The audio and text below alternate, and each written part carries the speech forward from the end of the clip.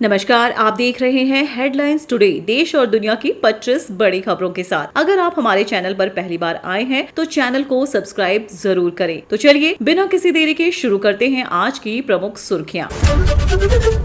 TMC कार्यालय विवाद में नया मोड़, ऋतुव्रत गुट ने दफ्तर पर कब्जे का दावा किया। ममता बनर्जी को सलाहकार और नए नेतृत्व का भी ऐलान। LPG gas tanker toll plaza से टकराने के बाद भीषण धमाका, दर्दनाक हादसे में 4 लोगों की मौत, सीसीटीवी वीडियो वायरल। विधायकों के आवास निर्माण के लिए प्रशासन की बड़ी कार्रवाई, भारी पुलिस बल की मौजूदगी में 80 मकान हटाए गए। राम मंदिर चढ़ावा विवाद के बीच अनुच्छेद 26 को लेकर नई कानून बहस, चंपत राय को लेकर उठे कई सवाल। राम मंदिर चंदा विवाद और आरएसएस की पहली प्रतिक्रिया, दत्तात्रेय होसबाले बोले दोषियों को कड़ी से कड़ी सजा मिलनी चाहिए। कांग्रेस ने प्रधानमंत्री मोदी से चुप्पी तोड़ने की मांग की, राम मंदिर निर्माण के लिए जुटाए गए चंदे का हिसाब मांगा। महाराष्ट्र में राम के नाम पर सियासत तेज, उद्धव ठाकरे ने बड़े आंदोलन का ऐलान किया, नीतीश राणे का भी तीखा बयान। पैगंबर मोहम्मद पर कथित टिप्पणी को लेकर विरोध प्रदर्शन, नाजिया इलाही का पुतला फूंका गया। बिहार के छपरा में सड़क हादसा, ट्रक की टक्कर से बाइक सवार इंजीनियर की मौत, एक अन्य गंभीर रूप से घायल। कानपुर के जाजमऊ रामदेवी फ्लाईओवर पर बेकाबू मिनी ट्रक ने एनएचएआई कर्मियों को कुचला, एक की मौत, 4 घायल। सरकारी स्कूल में अखिलेश यादव का जन्मदिन मनाने पर हेडमास्टर निलंबित, सपा ने फैसले का विरोध किया। भाजपा सांसद साक्षी महाराज ने अखिलेश यादव पर साधा निशाना, राम मंदिर चढ़ावा विवाद पर दिया बयान। सोशल मीडिया पर वायरल वीडियो ने महिलाओं की सुरक्षा को लेकर फिर खड़े किए गंभीर सवाल। सीजेपी के प्रदर्शन के दौरान सोनम वांगचुक नाराज, भूख हड़ताल के बीच कार्यकर्ताओं को लगाई फटकार। सीतापुर में राशन वितरण में गड़बड़ी का खुलासा, डिजिटल कांटे से हेराफेरी के आरोप में दुकान निलंबित। सीजेपी की फंडिंग को लेकर वायरल वीडियो चर्चा में, वीडियो में किए गए दावों की स्वतंत्र पुष्टि नहीं हुई। पश्चिम बंगाल में शुवेंदु अधिकारी के बयान की चर्चा, ममता बनर्जी को लेकर कही गई बात बनी सुर्खियां। मोदी कैबिनेट में संभावित फेरबदल की अटकलें तेज, कई वरिष्ठ नेताओं को लेकर राजनीतिक चर्चाएं कर। भाजपा संगठन में बड़े बदलाव की चर्चाएं, नई टीम को लेकर कई नाम सामने आए। प्रधानमंत्री नरेंद्र मोदी 6 जुलाई से इंडोनेशिया, न्यूजीलैंड और ऑस्ट्रेलिया के दौरे पर जाएंगे, इंडो पैसिफिक रहेगा प्रमुख एजेंडा। राजनाथ सिंह के राष्ट्रपति बनने की अटकलों पर राजनीतिक चर्चाएं तेज, आधिकारिक पुष्टि नहीं। सिंधु जल संधि पर पाकिस्तान के बयान के बाद भारत की कड़ी प्रतिक्रिया, सीमा पार आतंकवाद पर 2 टूक संदेश। यूट्यूबर ने पेट्रोल में इथेनॉल की मात्रा को लेकर सवाल उठाए, वीडियो सोशल मीडिया पर वायरल। दुनिया के अहम समुद्री व्यापार मार्ग को लेकर ईरान का बड़ा दावा, टोल व्यवस्था पर अंतर्राष्ट्रीय नजर। 52,000 करोड़ रुपए के रक्षा प्रोजेक्ट्स को मंजूरी मिलने की खबर, सेना की क्षमता बढ़ाने पर फोकस।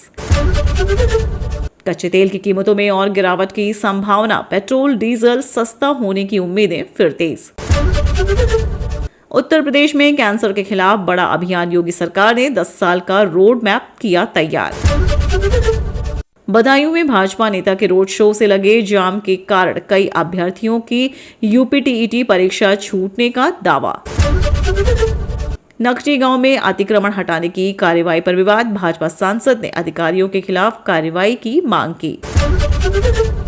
मौसम विभाग का बड़ा अलर्ट, 4 जुलाई को उत्तर प्रदेश के कई जिलों में तेज आंधी और भारी बारिश की संभावना। विस्तारित खबर सुनने से पहले हमारी एक छोटी सी गुजारिश है कि इस चैनल को सब्सक्राइब जरूर करें और आप ये वीडियो कहां से देख रहे हैं कमेंट में जरूर लिखें। तो चलिए शुरू करते हैं विस्तार से खबरें। एलपीजी टैंकर टोल प्लाजा से टकराया, भीषण धमाके में 4 लोगों की मौत, देश को झकझोर देने वाला एक दर्दनाक सड़क हादसा सामने आया है। एलपीजी गैस से भरा एक टैंकर टोल प्लाजा में टकराने के बाद भीषण धमाके का शिकार हो गया। धमाका इतना तेज था कि आसपास का पूरा इलाका दहल उठा और घटना का सीसीटीवी वीडियो भी सोशल मीडिया पर तेजी से वायरल हो रहा है। प्रारंभिक जानकारी के अनुसार हादसे में कम से कम 4 लोगों की मौत हुई है, जबकि कई अन्य लोगों के घायल होने की भी खबर है। घटना के तुरंत बाद पुलिस, दमकल विभाग और राहत बचाव दल मौके पर पहुंचे तथा आग पर काबू पाने का प्रयास शुरू किया गया। हादसे के कारणों की जांच की जा रही है। अधिकारी यह पता लगाने की कोशिश कर रहे हैं कि टैंकर टोल प्लाजा से कैसे टकराया और क्या वाहन में कोई तकनीकी खराबी थी या चालक से कोई चूक हुई। फिलहाल प्रशासन ने लोगों से अपील की है कि अफवाहों से बचें और केवल आधिकारिक जानकारी पर ही भरोसा करें। जांच पूरी होने के बाद हादसे की वास्तविक वजह सामने आएगी। राम मंदिर चंदा विवाद पर आरएसएस की पहली प्रतिक्रिया, दोषियों पर सख्त कार्रवाई की मांग। राम मंदिर चंदा और चढ़ावा विवाद को लेकर राष्ट्रीय स्वयंसेवक संघ यानी आरएसएस की पहली आधिकारिक प्रतिक्रिया सामने आई है।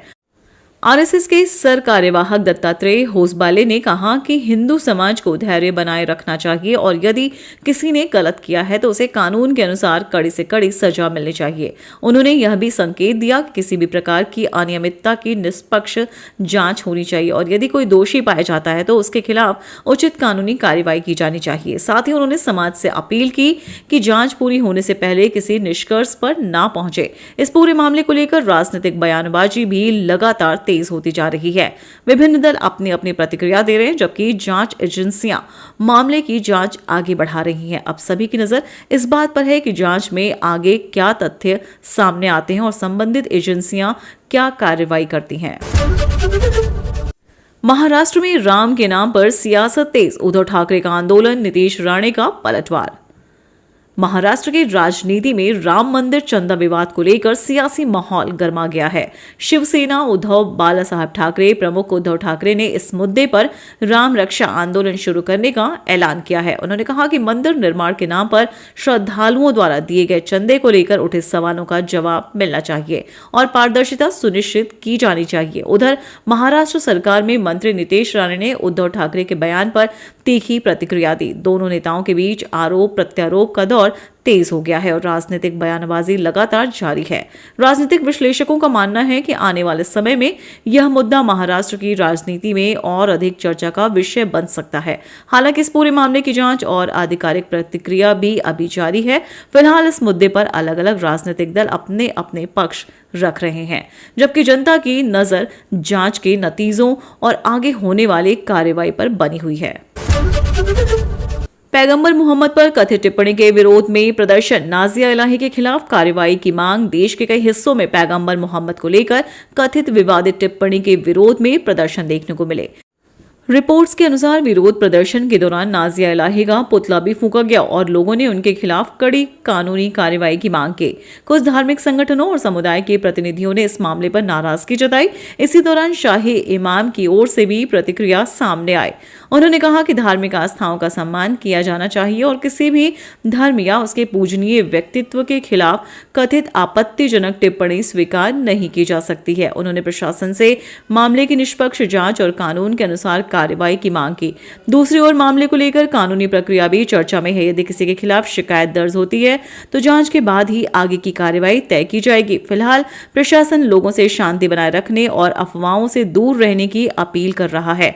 इस पूरे घटनाक्रम में सभी की नजर बनी हुई है और आने वाले दिनों में जांच तथा प्रशासनिक कार्रवाई के बाद स्थिति और स्पष्ट हो सकती है। कानपुर में दर्दनाक हादसा, बेकाबू मिनी ट्रक ने एनएचएआई कर्मियों को कुचला। उत्तर प्रदेश के कानपुर से एक दर्दनाक सड़क हादसे की खबर सामने आई है। जाजमऊ रामादेवी फ्लाईओवर पर कार्य के दौरान एक बेकाबू मिनी ट्रक ने राष्ट्रीय राजमार्ग प्राधिकरण यानी एनएचएआई के कर्मचारियों को टक्कर मार दी। हादसे में एक कर्मचारी की मौत हो गई जबकि 4 अन्य घायल हो गए। घटना के तुरंत बाद स्थानीय पुलिस और राहत बचाव दल मौके पर पहुंचा। घायलों को तत्काल अस्पताल में भर्ती कराया गया जहां उनका इलाज जारी है। प्रारंभिक जानकारी के अनुसार हादसे के समय कर्मचारी सड़क से जुड़े कार्य में लगे हुए थे। पुलिस ने मामले की जांच शुरू कर दी है। दुर्घटना कैसे हुई, चालक की क्या भूमिका थी और क्या वाहन की गति या अन्य कारण इसके लिए जिम्मेदार थे, इसकी जांच की जा रही है। यदि किसी प्रकार की लापरवाही सामने आती है तो संबंधित व्यक्ति के खिलाफ कानूनी कार्रवाई की जाएगी। इस घटना ने एक बार फिर सड़क निर्माण और रखरखाव कार्य के दौरान कर्मचारियों की सुरक्षा व्यवस्था पर सवाल खड़े कर दिए हैं। विशेषज्ञों का कहना है कि ऐसे कार्यों के दौरान पर्याप्त बैरिकेडिंग, चेतावनी संकेत और यातायात नियंत्रण बेहद जरूरी है ताकि भविष्य में इस तरह की दुर्घटनाओं को रोका जा सके। फिलहाल पुलिस पूरे मामले की जांच में जुटी हुई है और प्रशासन ने घायलों को हर संभव सहायता देने का आश्वासन दिया है। सीजेपी के प्रदर्शन के दौरान सोनम वांगचुक नाराज, भूख हड़ताल के बीच जताई आपत्ति। दिल्ली के जंतर मंतर पर चल रहे सीजेपी के प्रदर्शन के दौरान एक नया घटनाक्रम सामने आया है। जलवायु कार्यकर्ता सोनम वांगचुक जो भूख हड़ताल पर बैठे हैं, प्रदर्शन के दौरान कुछ व्यवस्थाओं को लेकर नाराज दिखाई दिए।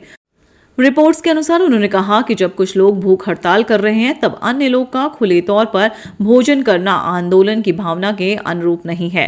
यह टिप्पणी प्रदर्शन के दौरान सामने आई। सोनम वांगचुक पिछले कई दिनों से अपनी मांगों को लेकर अनिश्चितकालीन भूख हड़ताल पर हैं। इस आंदोलन को सीजेपी का समर्थन प्राप्त है और प्रदर्शन के दौरान विभिन्न मुद्दों को लेकर सरकार से कार्रवाई की मांग की जा रही है। भूख हड़ताल के चलते उनके स्वास्थ्य को लेकर भी चिंता जताई जा रही है। समर्थकों का कहना है कि उनकी तबीयत पर लगातार नजर रखी जा रही है, जबकि आंदोलन से जुड़े लोग अपनी मांगों पर सरकार की प्रतिक्रिया का इंतजार कर रहे हैं। फिलहाल प्रदर्शन जारी है और आने वाले दिनों में सरकार तथा प्रदर्शनकारियों के बीच कोई न कोई बातचीत होती है या नहीं, इस पर सभी की नजर बनी हुई है। 40 लाख की कार हुई खराब, यूट्यूबर ने पेट्रोल की गुणवत्ता पर उठाए सवाल। सोशल मीडिया पर इन दिनों एक वीडियो तेजी से वायरल हो रहा है जिसमें एक यूट्यूबर ने दावा किया है कि उनकी लगभग 40 लाख रुपए की कार खराब हो गई। वीडियो में उन्होंने पेट्रोल की बोतल दिखाते हुए इसमें एथेनॉल की मात्रा को लेकर सवाल उठाए और केंद्रीय सड़क परिवहन मंत्री नितिन गडकरी की नीतियों पर भी टिप्पणी की। हालांकि इस वीडियो में किए गए दावों की स्वतंत्र पुष्टि नहीं हुई है। अभी तक संबंधित तेल कंपनियों या सरकार की ओर से इस विशेष मामले पर कोई आधिकारिक प्रतिक्रिया सामने नहीं आई है। गौरतलब है कि भारत में पेट्रोल में इथेनॉल मिलाने की नीति का उद्देश्य कच्चे तेल पर निर्भरता कम करना है, किसानों को लाभ पहुंचाना और पर्यावरण संरक्षण को बढ़ावा देना है। विशेषज्ञों का कहना है कि सभी वाहनों की तकनीकी क्षमता अलग अलग होती है और ईंधन से जुड़े किसी भी समस्या की जांच अधिकृत सर्विस सेंटर द्वारा कराई जानी चाहिए। फिलहाल यह मामला सोशल मीडिया पर चर्चा का विषय बना हुआ है और लोग पेट्रोल की गुणवत्ता तथा इथेनॉल मिश्रण को लेकर अलग अलग राय रखते हैं। दुनिया के अहम समुद्री मार्ग पर ईरान का नया फैसला, वैश्विक व्यापार पर बढ़ी नजर।